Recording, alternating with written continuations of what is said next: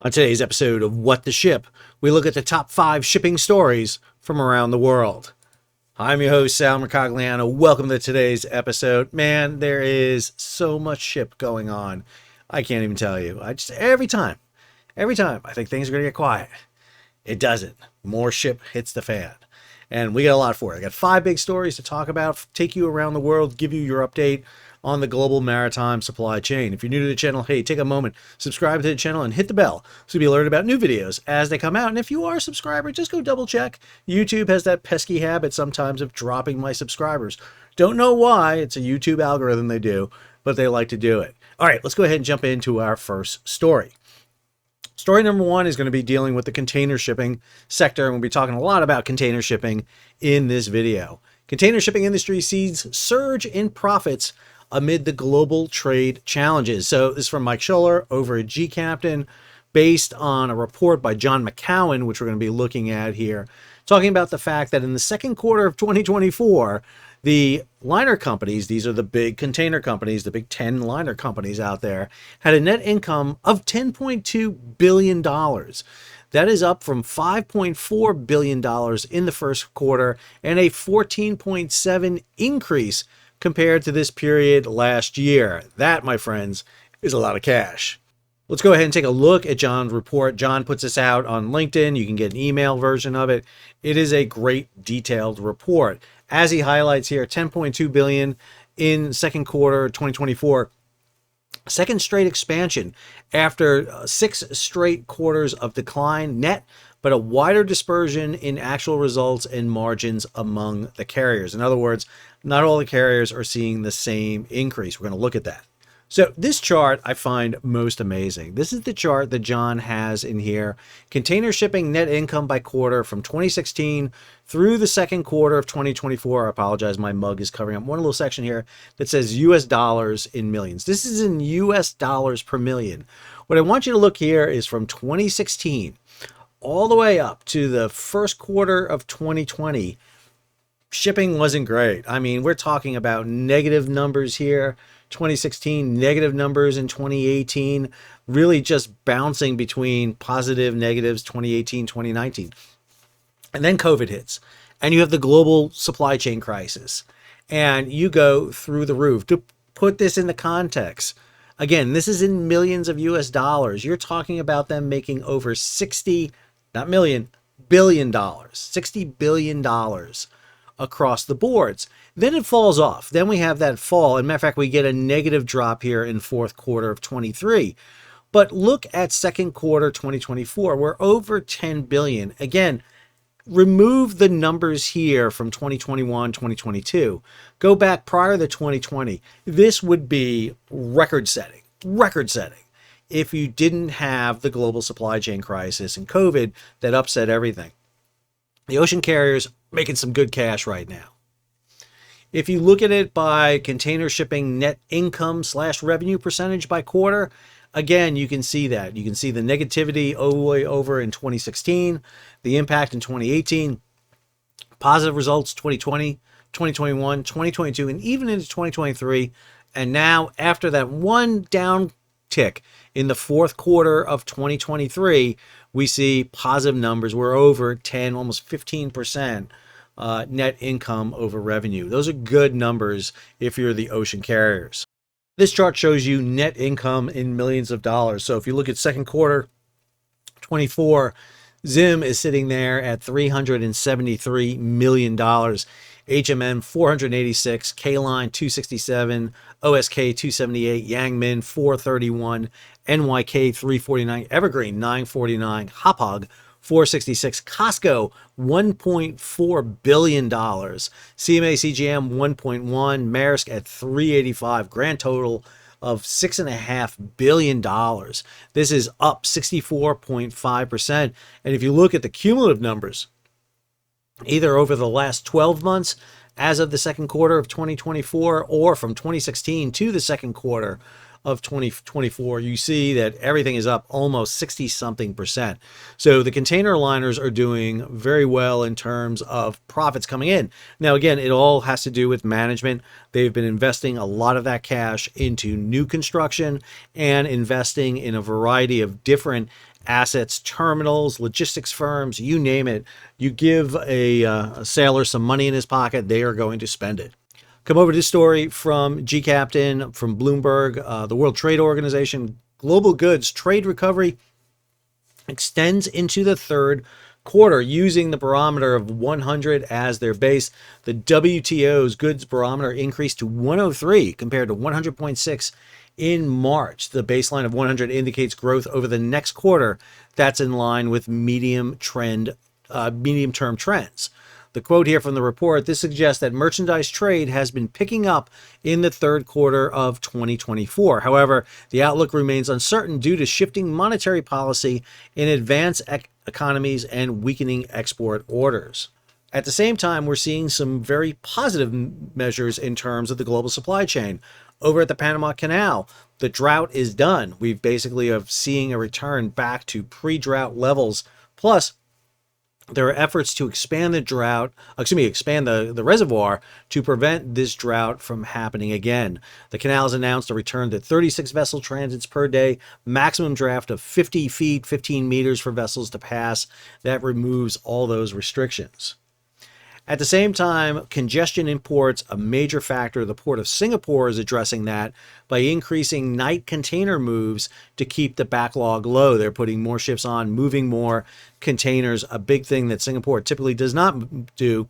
But a port that handles 24 million TEUs in 7 months, they are trying to increase their efficiency because at one point we saw a 2 million container backlog in the Port of Singapore. But the big thing that's looming on the horizon that everyone has to keep their eye on is this. The U.S. East Coast ports unions are meeting over wage demand, preps for possible strike. If you're following the ILA, the International Longshoremen's Association, and their president, they are being extremely vocal.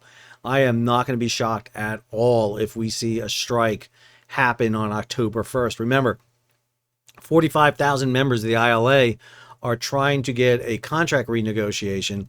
And if that doesn't work, we can see them walk off. They're asking here for a 77% pay bump over the life of the contract. 3 experts told Reuters the final increase would likely improve on the 32% rise the West Coast Longshoremen Union negotiated last year.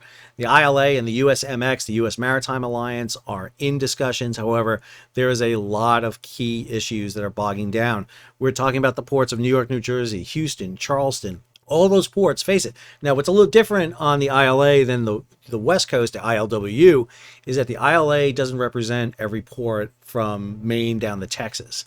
So there are some ports that this could be a huge advantage for because they're not unionized and the strike may not affect them. But it will cause massive disruptions across the global supply chain. Understand, very few ships go into just one port. They go into 3-4 ports.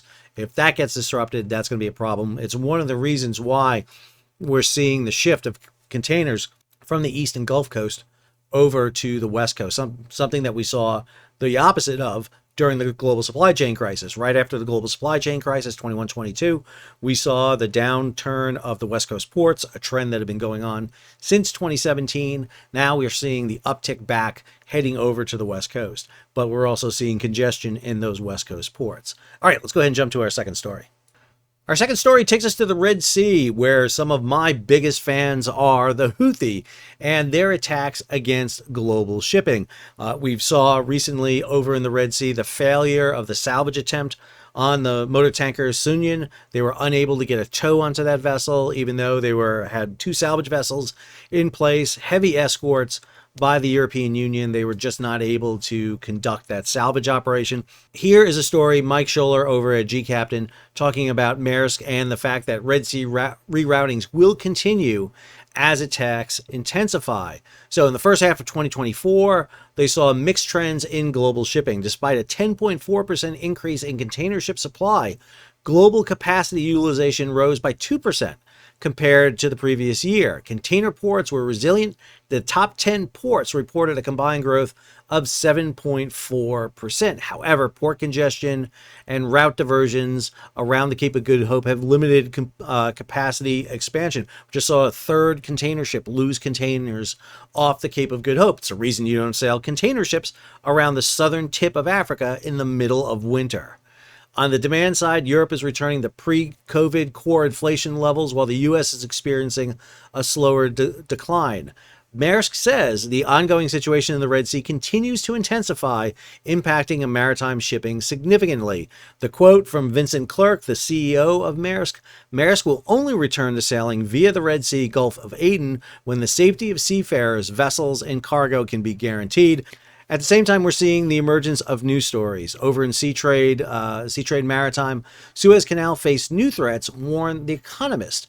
The worsening conflict in the Sudan has the potential to cause yet more disruptions to global trade through the Suez Canal, according to The Economist. What they're fearing is because of the disruptions in the Sudan, piracy from Sudan via Somalia may become an issue. Up to 150,000 people have died in Sudan. Again, we don't pay attention to a lot of these issues around the world, but horrific issues have been happening in the Sudan. And the fear here is that Sudan starts attacking vessels out in the Red Sea.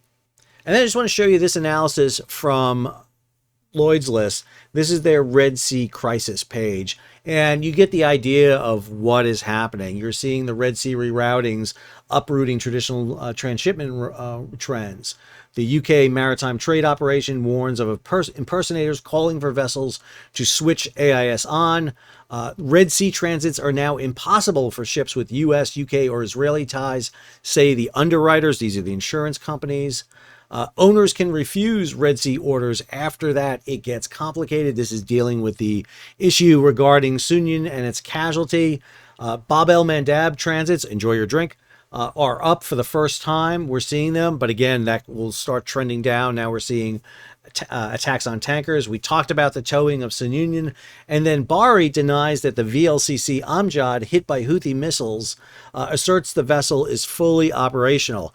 I am questioning the Saudis on this. This is the second Saudi vessel to quote-unquote be attacked. The Saudis say the ship was not attacked. I don't think the Saudis want the ship to be attacked because they don't want to get sucked back into Yemen at all. And they're doing everything they can to avoid this. Understand, there are a lot of groups that have a big play in this region you don't hear a lot about. One is Saudi Arabia. If you're Saudi Arabia right now, two of your key access points to the ocean are controlled by Iran or Iran client states: Straits of Hormuz and the Bab el-Mandab. Cheers. The other route, the Suez Canal, is available to you, but it's heavily tolled and it doesn't get you everywhere you need to go. You have to transit all the way around Africa. The other country that's suffering is Egypt. And a lot of people ask, why is Egypt not doing anything? Well, Egypt is one of the few countries that recognize the Houthi. They have Gaza on their border. And should they go against the Houthis, they would have to deal with Hamas on their border. And what they're concerned about more than anything else is Hamas turning rocket launchers 180 and hitting the Suez Canal and closing the Suez in its entirety. So with all that, let's go to story number 3. How reliable is ocean shipping right now? And for that, we head on over to Sea Intelligence. Sea Intelligence has dropped their latest report talking about that there's a 2.1% drop in reliability as of July. So here is their global schedule for reliability. They've been tracking this since 2019. Go back to that blue line there, 2019, banging between 70 and 80%. In other words, your containers arriving on time as scheduled 70 to 80% of the time. Fantastic. In 2020, we saw that fall off a cliff until it bottomed out into 2021 into 2022, where we saw rates between 30 and 40% as we started coming out of the supply chain crisis. It started to improve above 50%. 2023, we were hovering between 50 and 60%. And now in 2024, right around 50%, but we're getting ready to dip under 50%. Remember, we have not seen that level of unreliable service since 2020 when it first went down. At the same time, when you start looking at delays for vessel arrivals, we saw the peak of that back in 2021. Ships were arriving between 7 and 8 days late on average. Right now, 2024, we're looking at about 5 days. And if we look at scores for container carriers, well, you can see the scores for July 2024 versus July 2023. The key thing is the downward trend. how many vessels are down from where they were. Maersk is, between about 55%. They were up at almost 70%. MSC, same thing, about 52, 53%. They were over 70%. And Wanhai, who's suffering the most here, is just over 40%. They were close to 68%. So reliability of shipment is key. If you are banking on getting your container arriving on time, what you're seeing is a decline in reliability. And what that does is it drives up freight rates because people will pay more for reliability. The key thing we saw in the supply chain crisis 2021, 2022 was you were paying a lot of money, but reliability went down. But for a lot of people who were paying a lot of money, they were getting their cargo expedited or moved through the system faster. Not always, but faster. Now that's the system they're trying to do. You pay a little bit more, you'll get your container delivered to you at a set rate. So a lot going on there. Story number 4, look under your seat. You get a container ship. You get a container ship. You get a container ship. Everybody gets a container ship. That's right. Doing my best Oprah impersonation because container ships are what everybody wants. And if you want to own a container ship, well, the company you want to go to is Mediterranean Shipping Company. MSC has been buying every container ship. I want to tell them that my boat can carry a container because I think Mediterranean Shipping would buy it. They are buying up, gobbling up ships like crazy. They've been doing this for a while, and it is what's propelled them to be the #1 ocean carrier in terms of container ships. They are at the top of the Alpha Line listings with a fleet of 852 ships, a capacity of 6 million TEU or 20% of the market share. That's right. 1 out of 5 slots are controlled by Mediterranean Shipping Company. They overtook Maersk back in 2022, and they have just been widening the gap ever since. If you've got a container ship and you want to offload it, sell it to Mediterranean Shipping. According to Alphaliner in their report, all in all, MSC has now bought a mind-blowing 383 secondhand container ships in the last 4 years, which raises the question, why is MSC doing that? Well, one of the things this is doing is it's kind of giving them a war reserve of vessels. They know they need that surge capacity so that they can get these ships. The other thing this allows them to do is dump the ships when they don't need them anymore. They're buying older ships, they can scrap them, get the money for them, and they're not tied into long-term leases for vessels. One of the things that happened in the ocean shipping business is a lot of container companies didn't own their ships, they leased them. And they would lease them from these companies for a year, for 2 years, for 3 years. And sometimes they didn't need them, and so they would lay them up, but they still had to pay the lease. It's like renting a car, and you have a set period of time. You can't bring it back early. You're stuck with it. And now MSC is buying ships like crazy. It's a much different strategy. Plus, MSC wants to buy older ships because they don't want to invest yet in new builds because of the whole issue with the emissions. What type of propulsion am I going to go to? If you build a ship today, if you contract for a ship today in 2024, you're probably going to see that ship in 2027, maybe 2029 at the outside. 20 years for that vessel, well, that takes you to 2049. IMO 2050 will hit, and you have to be at 50% carbon reduction by that point. If you're not, you're stuck with a ship you have to get rid of. And so everybody is cognizant of the fact of being careful about building ships that may go more past 2050. And you can see that with MSC's strategy. Meanwhile, COSCO, the Chinese overseas shipping company, they're buying like crazy, and they are building ships. This story from the end of August, COSCO orders 12 methanol-powered container ships. Again, we're seeing those alt fuels, those alternative fuels. In this case, COSCO is building a fleet of 12 14,000 TEU dual-fuel methanol propulsion. 14, 17,000, that's the sweet spot for containers right now, because that's a container that can go through the Suez Canal, it can go through the Panama Canal, the new lane, it can go into ports in Europe, it can go in ports in Asia, and more importantly, go in ports in the United States. The United States is the big restriction. This gets you out of the big mega ports. When you build an ultra-large container ship, over 20,000 TEU, you can only go from Europe to Asia, you can stop in the Middle East, but there are very few ports you can go to, maybe a dozen to 18 ports around the world that can handle you. 14, 17,000, man, that increases your size. And I should note that the Chinese are not just building container ships. COSCO just put this order in for a massive 42 vessel deal. This is for bulk carriers. They put in for 42 bulk carriers. This is the largest shipbuilding transaction since 2016.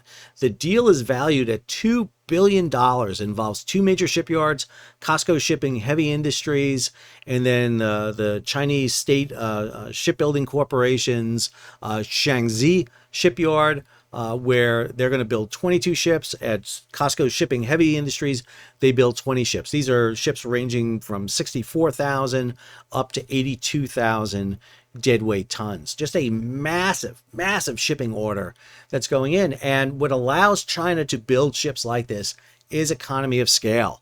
They have the steel manufacturing, they have access to cheap workforce, they have cheap currency, they have cheap capital they can get, cheap labor, cheap land, you name it. Everything is fairly subsidized or indirectly subsidized. Don't have to worry about tossing a profit out there.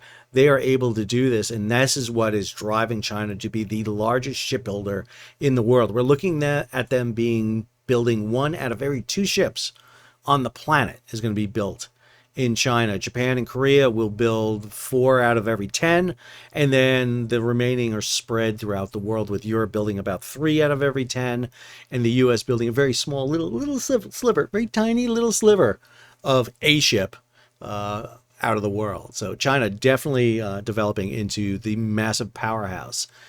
So shipbuilding across the board is really taking off, and you're seeing companies like MSC buying used ships. We're seeing new container ships coming on out of the yards in record numbers, and now new orders being placed for bulk carriers by the Chinese. Expect to see tankers next. Tankers are going to be the next big issue coming into those yards going out. All right, let's go ahead and jump over to our last story. For our last story, I want to do a series of updates on 3 previous stories.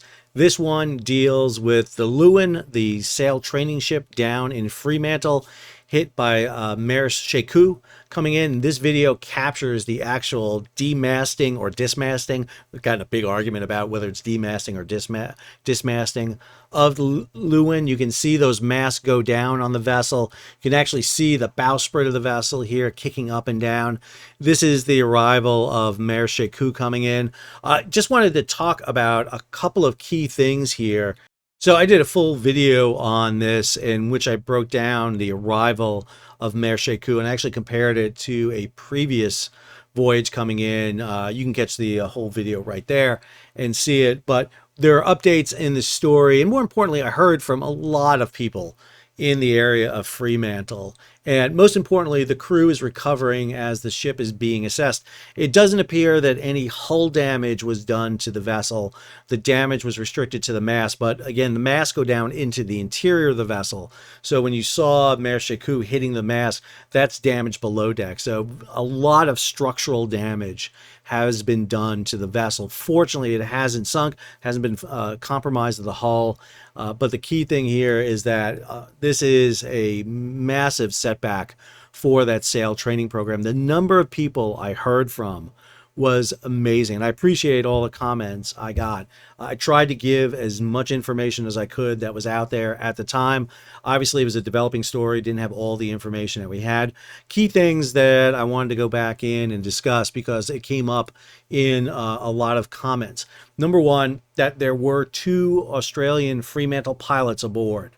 So pilots are on board. Pilots do not assume command of the vessel. They assist the ship master. However, the pilots were probably having control of the vessel during the arrival. Question there between the interaction between the pilot and the vessel. The Maersk Shekou has a very unusual schedule. That ship had been sailing off the coast for over a week. Didn't come into anchor, drifting around, not wanting to anchor and pay for port charges. So they hung out there. So question about that, why they decided to come in when they did. The tide was flooding at the time. It was almost at the flood tide. So high tide was just about then. So you didn't have a lot of current coming in. Current was stopping at that moment, getting ready to back out and head out. Not a huge range of tide there, about a foot or so. So even that's not an issue. But the issue was the fact that they got hit by a really nasty squall coming in, as that video showed you. High winds, rain, but again, that should still account. You had 4 tugs on you coming in, and so there's going to be a lot of investigation going on. Australia is doing a full investigation on this. My thoughts are with the crew and Lewin and their training organization. Anything I can do on my end to help, please let me know. I think they're going to need assistance. Yes, they'll get money from Maersk and the owner of the ship, but if you've done anything with shipping, that is a long, drawn-out process. They will eventually get money, but they need money now because they're going to lose revenue, they're going to lose issues, and they need to address it now. So be sure to check out their site. I'll have their site listed in the show notes down below. Head on over there and take a look at the information they have. Next, I want to give you an update on the motor vessel Dali. Did a video the other week on this. When Dali offloaded all its containers, it is now empty of containers. They're gone. However, we got news that Dali is getting ready to set sail, heading over to China for repairs. Just been talking to Hayes Gardner over in Baltimore, and one of the discussions we got into is what's going to happen to the vessel. The vessel is expected to sail about mid-September and head over. It will head over empty, as you see here. She's completely empty of containers. Head to a yard in China. Now, in the case of Ever Given, the ship that hit aground in the Suez, they basically replaced the entire lower bow portion of the ship. They actually prefabricated that so that when she arrived in the port of Qingdao, they brought her into a dry dock, cut the lower bow section off, and refit the lower bow section, including the bulbous bow, the bow thruster room, and they had her in and out of dry dock in 13 days.